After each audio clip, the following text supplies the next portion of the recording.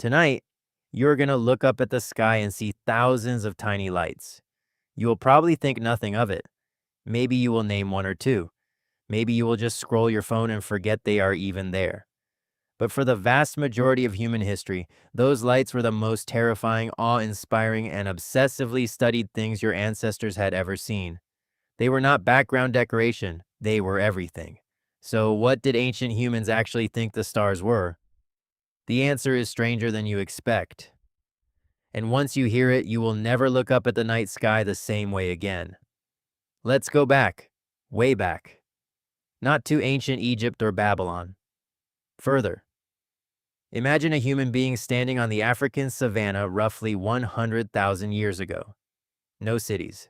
No fire on demand. No language complex enough to explain what they were seeing. Just them, the dark, and above them, an explosion of light so overwhelming that modern humans living in cities have literally never seen it. Astronomers estimate that on a truly dark night, away from any artificial light, the human eye can see somewhere between 5,000 and 10,000 individual stars with the naked eye. Today, most people alive on Earth can see fewer than 200. Your ancestors saw all of them, every single night, for their entire lives. That kind of relentless exposure to the night sky does something to a brain, especially a brain wired for pattern recognition, especially a brain terrified of the unknown, especially a brain that had just recently learned to tell stories. Cognitive archaeologist David Lewis Williams spent decades studying the minds of early humans. His research suggests that the human brain, even in its earliest modern form, was primed to find meaning in visual chaos. Your ancestors did not look up and see random noise. They looked up and saw shapes, faces, animals, stories. The same neurological process that makes you see a rabbit in a cloud made early humans see hunters, serpents, and gods in the stars. This is not a flaw in human cognition. It is one of its most powerful features. Pattern recognition kept your ancestors alive.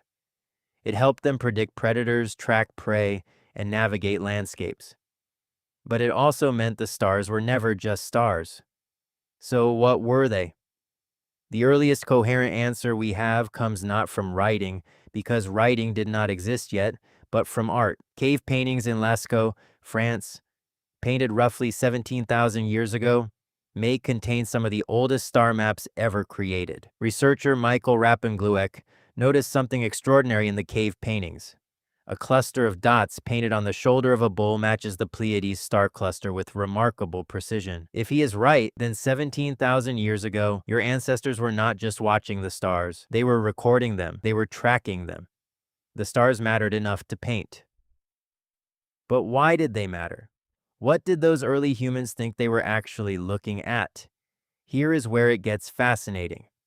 Across dozens of unconnected ancient cultures, from the Aboriginal Australians to the early Mesopotamians, one idea appears again and again.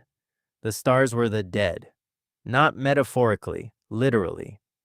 Your ancestors believed that when people died, something of them remained and that something went up. The stars were ancestors watching. The stars were warriors fallen in battle. The stars were loved ones who had not entirely left. The Lakota people of North America had a concept called the Wanagi Takanku, the Trail of Spirits, which ran along what we now call the Milky Way. When a person died, their spirit traveled that road. The Milky Way was not a galaxy. It was a highway for the dead. Aboriginal Australians, whose astronomical knowledge is now recognized as the oldest continuous astronomical tradition on Earth, stretching back possibly 65,000 years, held similar beliefs. They looked at the dark patches between them, the dark gaps in the Milky Way, which they called dark constellations, and were shaped like animals too. An emu, a possum, a snake. They tracked the seasonal position of these dark shapes to know when certain animals were ready to hunt or harvest. Their astronomy was not just mythology. It was a working ecological calendar encoded in the night sky. Think about that. For tens of thousands of years, your ancestors used the stars to know when to eat. Now here is a counterintuitive twist. The ancient Egyptians, famous for their astronomical precision and their pyramids aligned to stars, did not actually think the stars were particularly important as individual objects. What mattered to them was the relationship between stars and the sun, specifically the heliacal rising, the moment when a star first becomes visible on the horizon just before dawn. After a period of invisibility, the most important of these was Sirius, the brightest star in the night sky. It reappeared on the horizon at dawn after 70 days of absence. It meant the Nile was about to flood. The entire agricultural calendar of one of history's greatest civilizations was synchronized to a single star. You counted the days until it came back. Sirius was not a star. It was a clock, a promise, a god. The Babylonians took this further. By around 1800 BCE, they had developed the most sophisticated astronomical observation system the ancient world had ever seen. Their astronomers, who were also priests, recorded the movements of celestial objects with extraordinary precision on clay tablets, some of which survive to this day.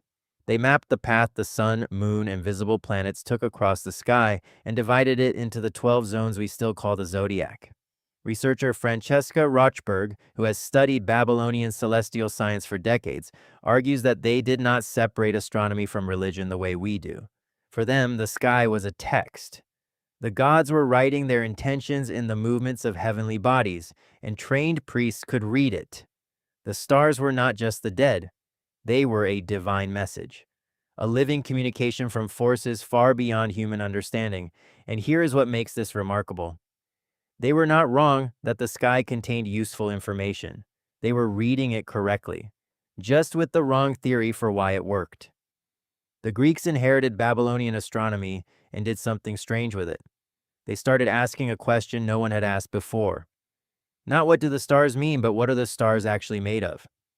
Around 450 BCE, a philosopher named Anaxagoras, he suggested the sun was not a god. It was a giant burning rock, roughly the size of Greece. The stars were also burning rocks, he said. Far away, burning rocks. The Athenians were horrified. To suggest the sun was just a hot stone was not just scientifically controversial, it was sacrilege. Anaxagoras was put on trial for impiety. He fled and died in exile, but his idea survived. Over the following centuries, Greek thinkers built on his heresy. Eratosthenes calculated the circumference of the earth with startling accuracy using only shadows and geometry. Hipparchus created the first known star catalog, mapping the positions of around 850 stars. Aristarchus of Samos proposed that the earth moved around the sun, not the other way around. He was ignored for nearly 2,000 years. The point is this. For most of human history, the stars were not objects of scientific study. They were objects of profound spiritual and practical meaning woven into the texture of daily survival. They told you when to plant, when to harvest, when the rains would come. They told you who your ancestors were and where they went. They gave you a map of the dead and a calendar for the living. They were the original operating system of human civilization. And then something changed. Slowly, over centuries, the stars stopped being gods and started being targets. Targets for telescopes, targets for equations, targets for space probes. Today we know that the nearest star to Earth besides the Sun is Proxima Centauri, 4.24 light years away, which means the light hitting your eye when you look at it left its surface more than 4 years ago. You are looking into the past. We know that some of the stars you can see with the naked eye are already dead. They exploded centuries ago. The light just has not reached you yet. You are looking at ghosts. Your ancestors looked up at those same lights and called them ancestors, called them roads for the dead. And here is the strange thing. They were not entirely wrong. The carbon in your body was forged inside stars that exploded billions of years ago. The iron in your blood was created in a supernova. You are, in the most literal chemical sense possible, made of dead stars. When your ancestors looked up and felt a connection to the lights above them, when they felt that something of their dead was up there watching, they were tuned into something true. Not a myth, not a superstition.